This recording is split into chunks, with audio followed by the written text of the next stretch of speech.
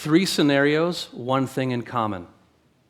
Scenario 1, a daughter and her aging father, and it's a struggle. They've been close a long time, but he's having some memory issues. He's not doing as well as he once had. He loves his independence. He loves to drive his car. And she has this conversation with him one evening, and it's really difficult, and she says it lovingly and with gentleness. Dad, I think you're actually putting other people at risk when you go out driving at night. And it's hard, and he's been experiencing some personality changes, and he says, how can you do this to me? Scenario 2, a mother and her teenage daughter. The mother is 38, the daughter is 17, and they've been close, and they go to church together, and they try to do their devotions together, but it's those teen years, and they've been having more and more tension recently, and so the mother thinks that the daughter is making more careless decisions, and the daughter thinks the mom is turning into like a helicopter parent, and so they're arguing more than they would like. Anyway, it wasn't a good day, and the mom is in the corner store, and she sees a fridge magnet that she thinks would be good to get, and she gets it, and she puts it on the fridge at home for everyone to see. Hey, teenagers, move out while you still know everything. Did not go over well with the daughter. Scenario 3, a young man is new to the Christian faith. He's excited. He's got that initial passion and zeal, and he's reading his Bible and going to church, and he's learning what it means to be a follower of Jesus. Gets to Exodus 20 and the 10 Commandments, and he struggles, and he makes an appointment with the pastor at the church that he's been worshiping at. Says, we need to talk, and it comes in, what's on your mind? And he says, how am I supposed to honor my parents when they abused me as a child? 3 scenarios, one thing in common, and the thing that those things have in common is that there are people trying to follow the 5th command to honor your father and your mother when life gets difficult and when life gets very complicated. And so this is a part of our series called The Royal Family Code. It's a journey through the 10 Commandments. We're about halfway through. And one of the things we've been emphasizing is that God reveals himself to us as a King, Savior, and Father. King, Savior, and Father. And that King title is so very, very important because we do belong to royalty. And so we are learning about how to live in a way that reflects that royal pedigree. And so today we arrive at commandment number 5, to honor your father and your mother that your days may be long in the land that the Lord your God is giving you. And one of the things we've been discovering as we go through the commands is that there's more than what first meets the eye in these commandments. There's a picture that's been going around online. Here it is. It's a lion.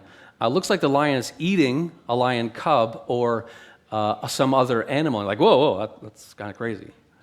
But then you see the other half of the picture, and it's that same situation from a different perspective, and you realize, wait a second, a little cub isn't being eaten, it's being lovingly cared for and carried by the mother. And it's simply a matter of perspective, looking at things from a different angle. And that's what we're discovering as we go through the series on the 10 Commandments, right? There's more than what first meets the eye. Doing a bit of research, looking at context, looking at things from a bit of a different angle, and we see more of what is happening. We found that especially with Commandment 1, you shall have no other gods before me. With Commandment 3, you shall not take the name of the Lord your God in vain. And we are definitely going to find that out today with the command to honor your father and your mother. But before we get into the text, I just want to acknowledge what I think is an elephant in the room on a subject like this, which is that we belong to a society which in many ways is going the wrong direction.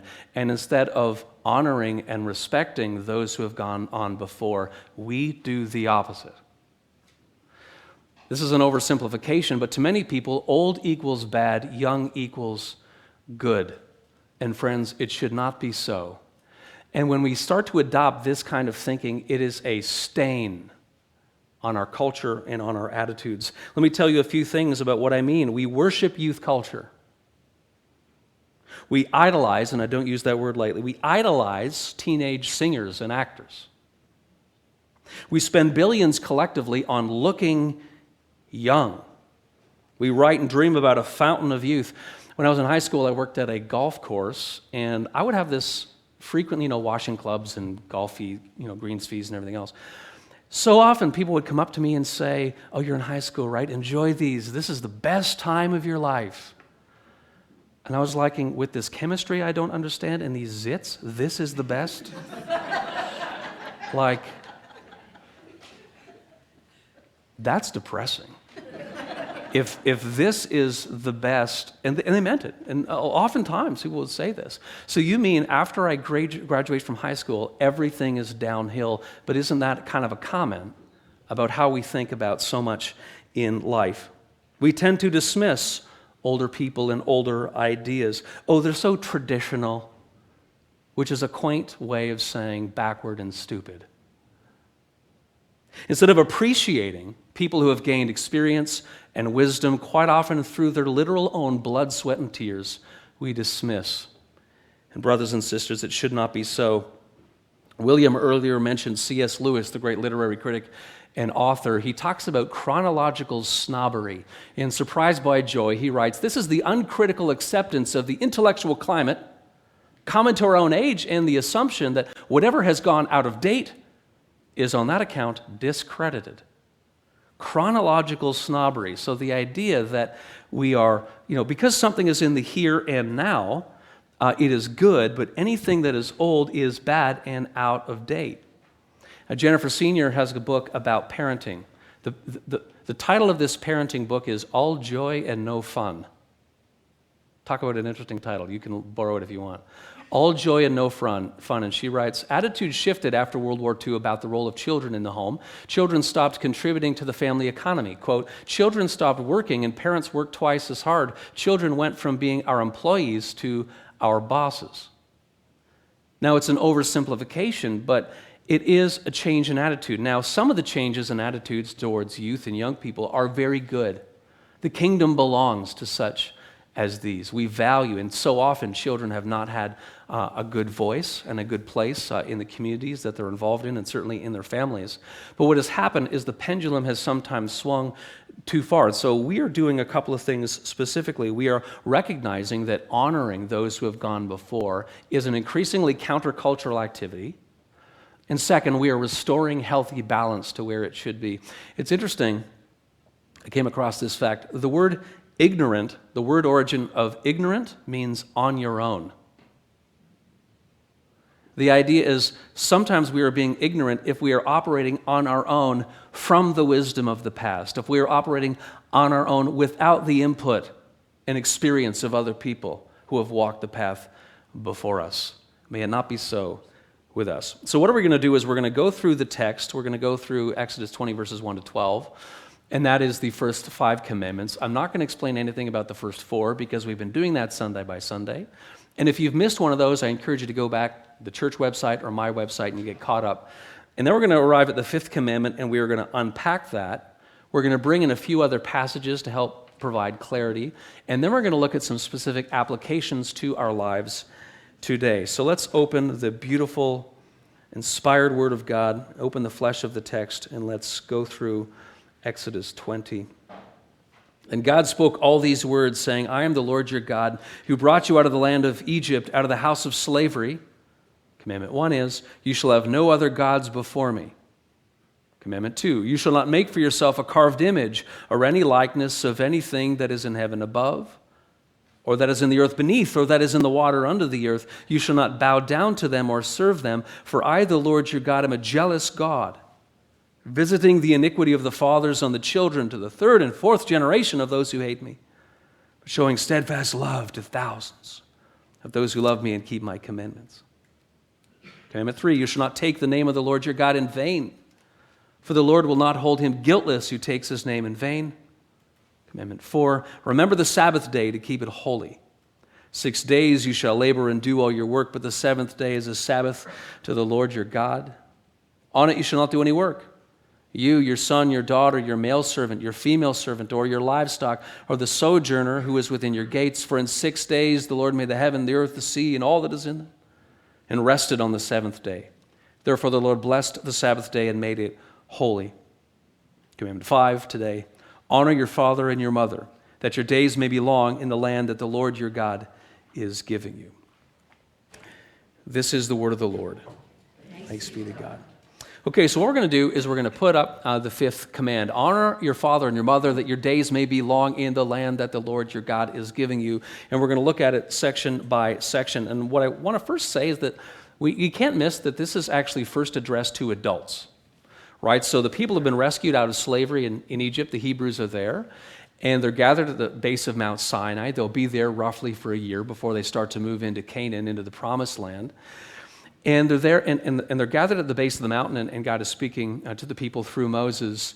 And mothers and fathers are gathered. This is first to them. And the reason it's good to say that and to highlight that is because quite often this is used kind of as a way to chastise children by parents. Hey, you're supposed to listen to me because, honor your parents, right? And it's true, it applies to children, but I think original context, it's first actually being addressed to adults as they think about their own parents. So having said that, I want to highlight it's the only command with a promise. So you'll notice that's the section that is underlined. That your days, so that, this is the promise, so that your days may be long in the land that the Lord your God is giving you. So the land is Canaan, right? They're headed in that direction. And what we need to note is this is a general principle, not just to individuals, but to the nation as a whole. Hey, you do this collectively, and it will go well for you. Terence Fretheim, the scholar, says, if the commandment is obeyed, life will go better for one, generally speaking. But also, there's something bigger at play. Why? Because it's the fundamental building block of society. Parents and children, the basic family unit, this is the God-ordained fundamental building block of society.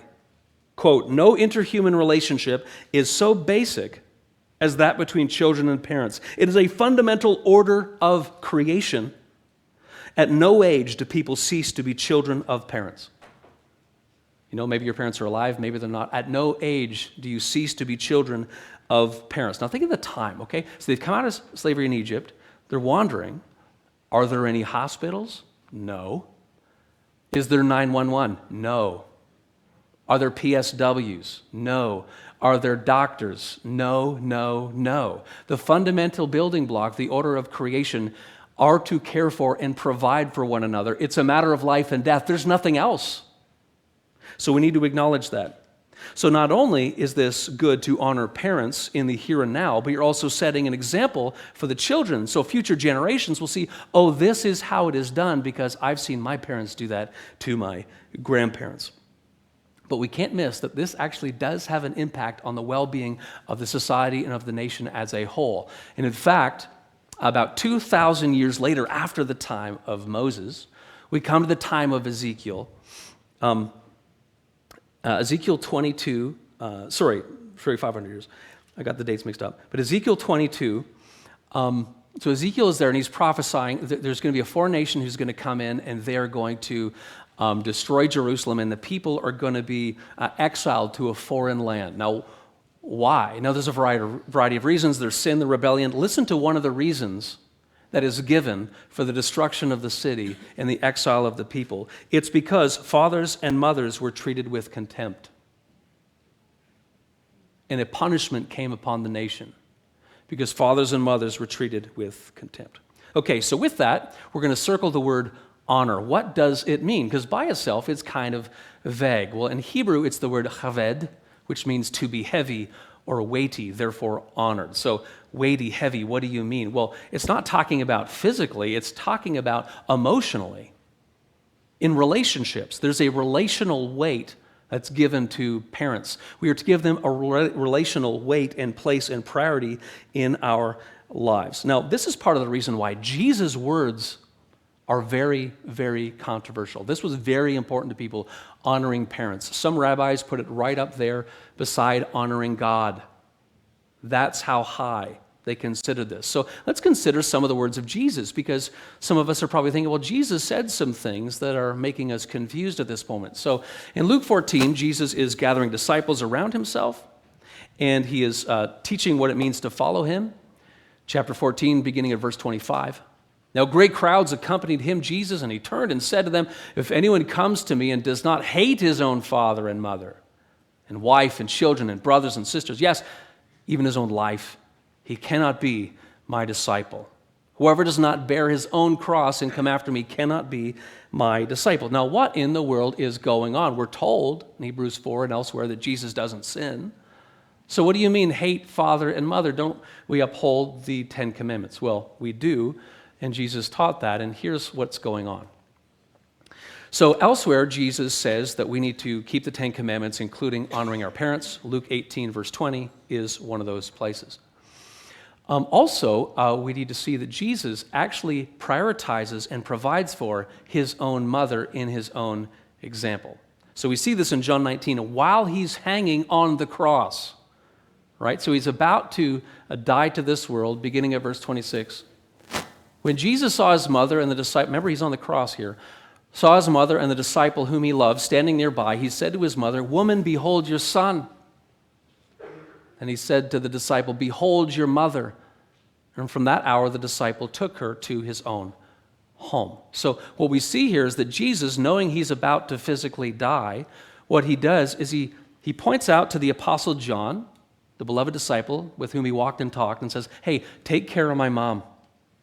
And John, treat her like your mother." And so he actually is providing for his own mother. So what do we make, therefore, of Jesus' comments about hating father and mother? Well, Jesus is employing a rabbinic tool called hyperbole, exaggeration for effect. And we see this from the example of Jesus. In other words, our loyalty and commitment to God should be so primary, it should be so at the top of the list that other human commitments, even honoring parents, will seem weak in comparison to putting God first. And so he's actually offering a corrective to those rabbis who had put honoring parents up there beside honoring God.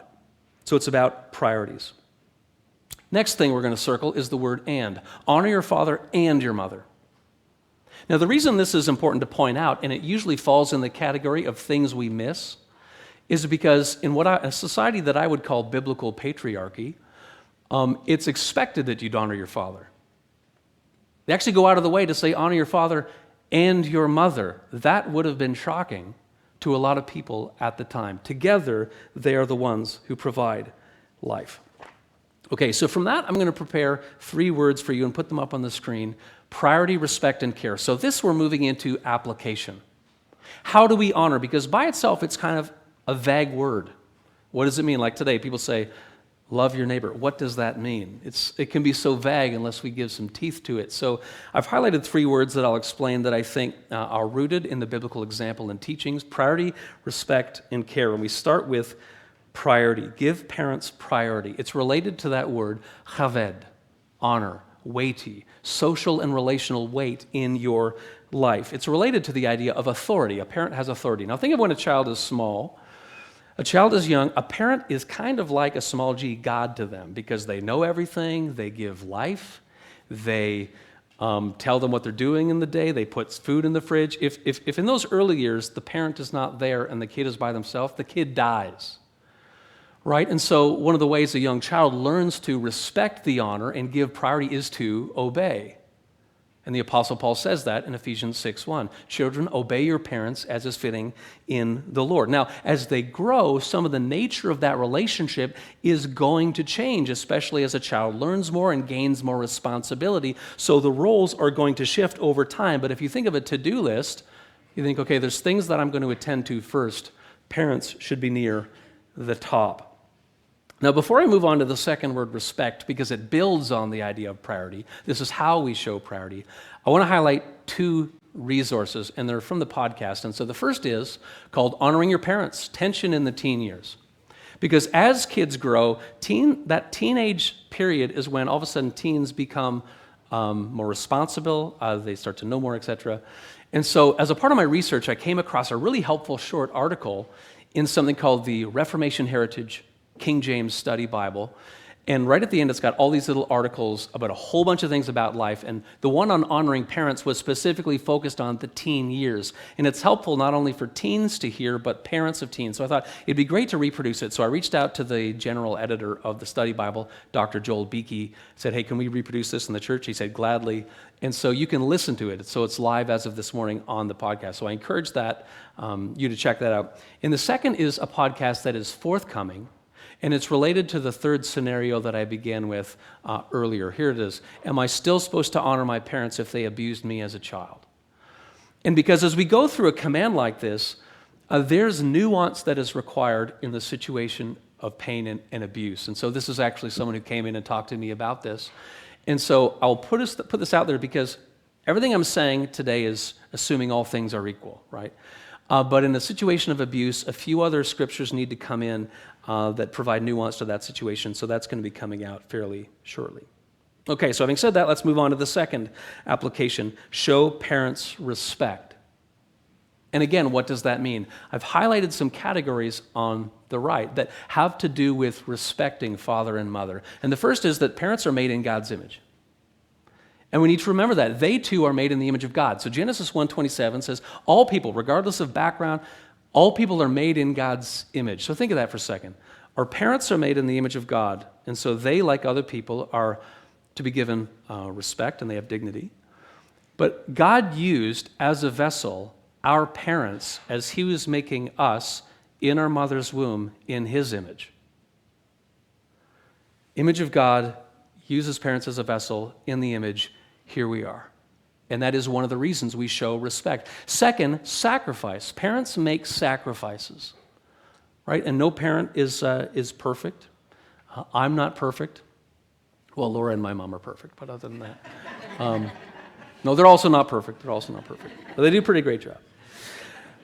No parent's perfect. However, parents, all things being equal, most parents are making significant sacrifices for their children, and this is one of the reasons why we respect and honor them. Ronald Rolheiser, in a book called Domestic Monastery, I love it, he says, being a mother or a father stretches the heart, just as the womb is stretched in pregnancy. This is because among all loves, parently love is perhaps the one that most pulls your heart out of its self-love. Parenting reshapes the core of your being to help you love more like God loves. I love that idea of just as a womb stretches, so does a parent's heart stretch in love. And this might be biological, and sometimes people adopt children and they stretch their core in the same way to show that love to someone that they have taken under their wing. And so there is this sacrificial love that we need to recognize our parents have done. Way before we knew anything, our parents made sacrifices, sometimes with their time, sometimes with their finances, wiping our backsides. When you're crying because you can't understand the algebra and they hug you. When you're 10 years old and you've got a high fever and you're vomiting in the toilet and they hold back your ponytail. Like, this is what we're talking about. And so we remember and we respect and we honor. The third category is their words. We listen to their words. We listen to what they have to say. Through blood, sweat, tears, wisdom, and experience, we listen to what they have to say. We might not always agree, but we respect and we listen. The fourth category is our words. We use words that are respectful and that honor our mothers and our fathers. The Bible has a lot to say about words and the power of words. Words are physical things. They make an impact and a change in the world. And the Bible talks about the tongue, the power of the tongue for good, for evil. Much is said against gossip. How much worse is gossip or negative talk if it is against the one who brought us into the world? And so, as James says in chapter 3 of his book, from the same mouth comes blessings and cursings. Brothers and sisters, this should not be. So we need to use words that bless. And finally, humility. So we are cultivating humility in ourselves when we are showing honor and respect towards our fathers and our mothers, because they are always our fathers and mothers. They knew us and were caring for us and doing things for us, as imperfect as they are, while we didn't know anything. We hadn't accomplished anything. We had nothing to give other than some giggles. And they cared for us. And so this is an exercise in humility. Thomas More is well known as the author of Utopia. That's where that comes. And if you go to a university philosophy class, you'll probably read it. He's also known because he was decapitated by King Henry VIII. That's a story for another day. But he rises to become the second most prominent person in England in the 1500s. He's the Lord High Chancellor of England. He's the first layperson to ever hold the position. And so as he walks into a room, people defer to him. They respect and honor him. People are, bowing down to him, these sorts of things. But his own dad, John Moore, was still around when he rose to be Lord High Chancellor. And whenever John Moore, Thomas More's dad, came into the room, Moore would turn to him and bow to him to show him deference. Because no matter how high Thomas More had climbed on the social ladder, his father was technically below him, but he was above him in authority and the respect that he was owed. I love that. No matter what, your parents are always your parents. Third, care. This is increasingly difficult, and I just want to acknowledge this. This has become increasingly difficult, partly because people are living longer than ever before, at least in the modern period. Craig Evans says that in the lifetime of Jesus, lifespans were shorter, and then half of the population died before 30. Half, imagine that, half of the population died before 30, and that's in Jesus' time. So go back 1,500 years before that time to the time of Moses. That's a long time ago. Lifespans would have been different. And so we just need to acknowledge that reality. So at the start, that scenario that I told about the daughter and her dad, and he was driving and he probably shouldn't be anymore, how are you doing this to me? That is an acknowledgement of that reality. Not only are people living longer, but people geographically aren't in the same location as their kids as much as they used to be. In this country, on average, people move once every 5 years. Once every 5 years, and quite often they're moving out of town. They're moving to a different province sometimes. So then at a point when a parent needs some care, quite often the children are not around.